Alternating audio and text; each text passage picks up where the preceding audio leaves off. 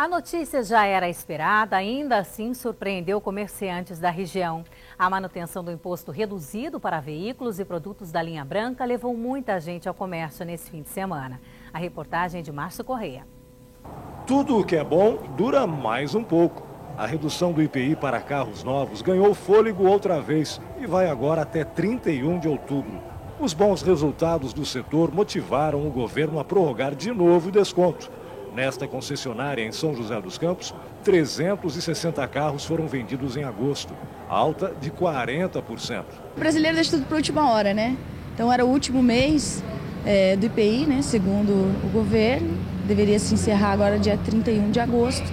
Então o pessoal deixou para a última hora e correu realmente para aproveitar. Desde maio, os veículos populares estão com alíquota zero de imposto.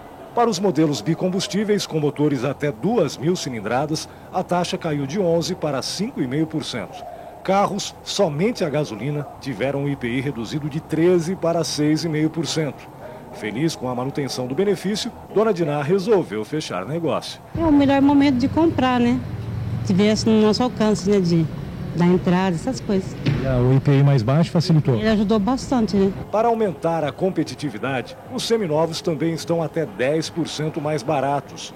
Era o que faltava para este aposentado pensar em comprar um modelo mais potente. Está bem abaixo da tabela, né? Caiu bastante o preço, né? Por causa do IPI, essas coisas, né? Então, a ideia ajuda a cair.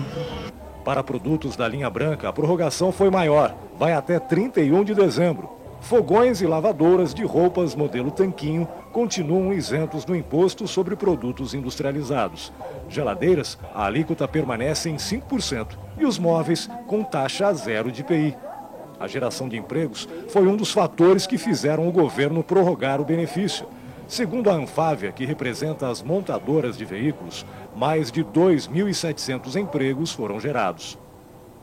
Mas a redução do IPI, que aquece a economia, também pode ser um convite para a inadimplência. Em Taubaté, por exemplo, 14% da população tem contas atrasadas, revelou um balanço da Associação Comercial e Industrial. E aqui em São José dos Campos, somente neste ano, o número de pessoas endividadas cresceu 3%. Consumidora compulsiva, Camila estava prestes a entrar em mais um financiamento. Mas com 90% do salário comprometido com dívidas, o sonho de comprar o primeiro carro 0 quilômetro teve que esperar. Estou meio enrolado com roupas, sapatos, cartão de crédito, juros, empréstimos. Acabou ficando fora do meu controle. Quase todo o dinheiro que eu recebo eu pago conta. E você teve que desistir do carro, então? Eu tive que desistir. Estou tentando me acertar para aproveitar, né, as oportunidades de comprar um carro com IPI reduzido, mas não consigo.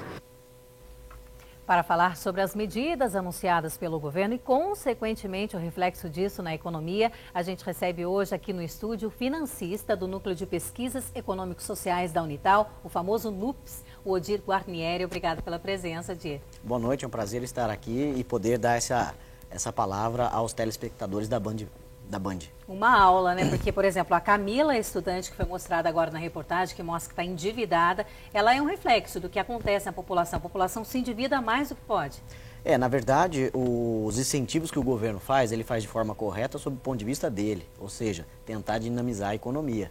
Agora, cabe a cada família, a cada consumidor, analisar até que ponto ele deve consumir.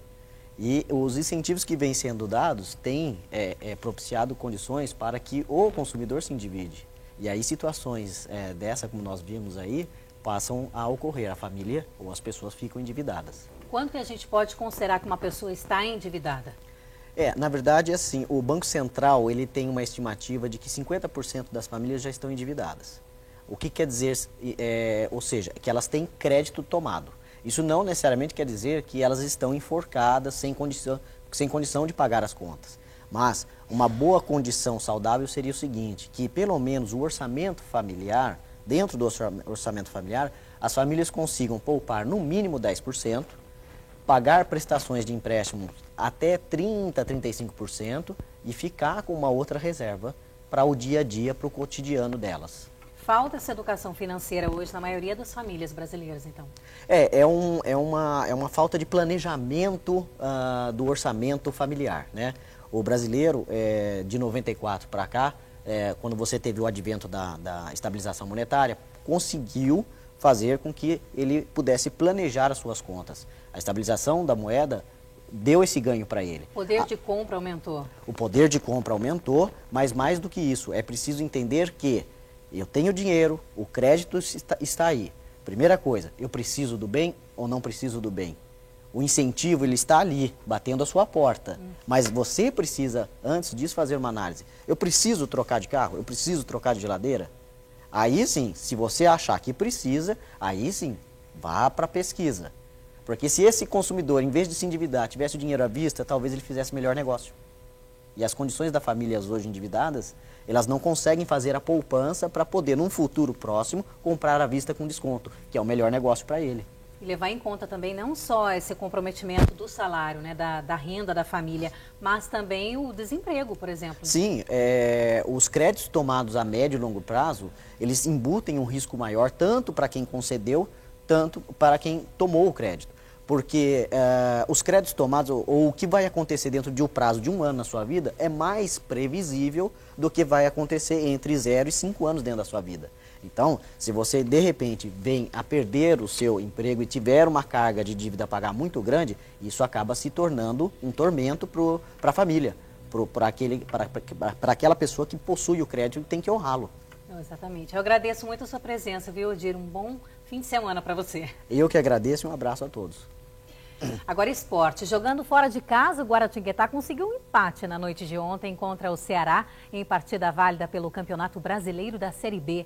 O adversário do tricolor do Vale sofreu com um gol aos 43 minutos do segundo tempo. Ainda assim, o Guaratinguetá segue na zona de rebaixamento, está na 17ª posição, 19 pontos. Pela 6ª rodada do Campeonato Paulista da 2ª Divisão, o Joseense recebe o Sumaré neste domingo às 10 horas no estádio Martins Pereira. O time do Vale precisa de uma vitória para seguir no campeonato. Mais notícias do esporte no Jogo Aberto Regional de segunda a sexta-feira, ao 12h30. Bom, em São Luís do Paraitinga acontece a 9ª semana Eupídio dos Santos. Só que o homenageado é um velho conhecido, parceiro do artista luizense, o cineasta Amácio Mazzaropi. Preservar a memória de seu filho mais ilustre. Esse foi o embrião do projeto que há 9 anos criou a Semana Eupídio dos Santos em São Luís do Paraitinga. São 4 dias dedicados ao pai da musicalidade luizense, morto em 1970. No instituto que leva o seu nome, uma linha do tempo mostra a vida e a obra do compositor. Segundo a organizadora do evento, mais de 1000 músicas foram escritas pelo artista. Ele representa justamente a possibilidade de você vir de uma cidade pequena, como São Luís, e conseguir uma expressão nacional, né? A perseverança, a crença dele na sua obra tal, e a qualidade da produção musical dele fez com que ele e São Luís do Paraitinga junto pudesse ter aí essa expressão nacional. Além de fotos históricas, o Instituto conta com vídeos que destacam a religiosidade e as manifestações folclóricas típicas dos luizenses. Um patrimônio imaterial que não foi levado pela enchente de 2010 e que o evento faz questão de resgatar.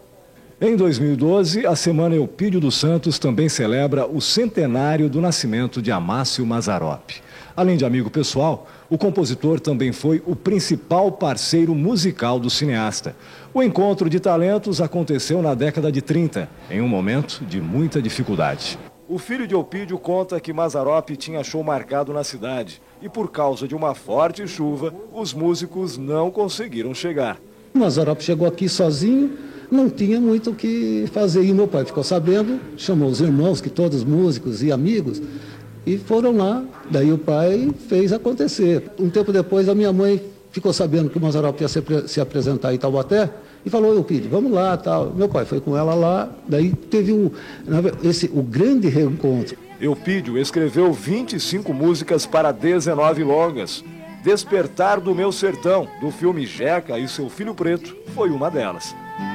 Ai, ai, ai, mas como é lindo despertar do meu sertão. Uma parceria afinada que a Sétima Arte imortalizou.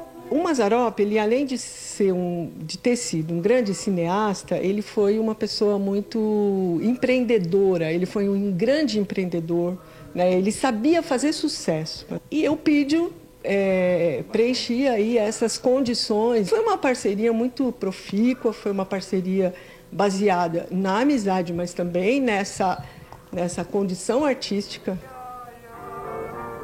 Mas como é lindo despertar do meu sertão.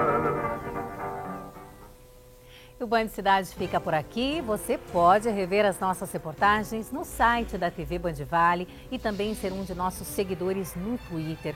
Outra forma de você interagir conosco é através do Facebook, facebook.com/TV Band Vale.